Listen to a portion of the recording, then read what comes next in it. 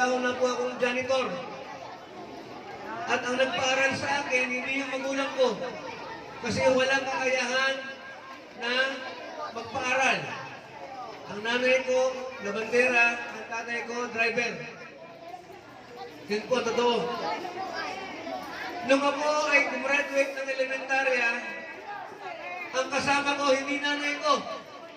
Ang kasama ko, yung umumpon sa akin na matanda. Yung kapatid ng lola ko.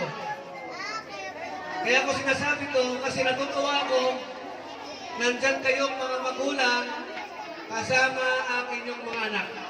At ang mga anak, kasama nyo ang inyong mga magulang.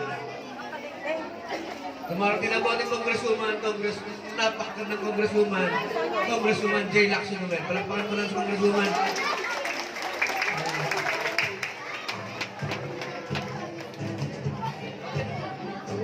Ayan. So, balik ko na yung kwento ko. Kaya ako masaya, nandiyan kayo nakasuporta mga magulang. Kaya sa mga mag-aaralan narito, kung maaari, palakpakan nyo ang inyong mga magulang.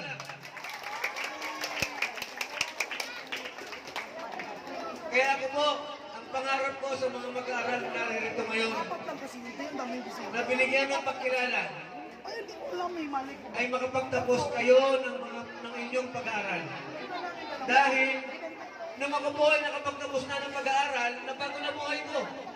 Sipin nyo, 15 taong gulang, nagtrabaho na ako, janitor. Nagkargador ako sa palengke ng bayan. Naging matansero ako. Naging pahinante. Ang pangarap ng pahinante, maging driver din po ako. Habang nag-aaral, nung nakapagtapos na, doon na po nagsimulang magbago. Kaya sa mga mag-aaral na narito, lagi natin ipagdasal na tayo, lahat na narito mga bata, ay makapagtapos ng pag-aaral. Sa mga magulang na narito, sino gusto makapagtapos ng mga anak para sa kanilang pag-aaral? Taas ang kamay. Ayan.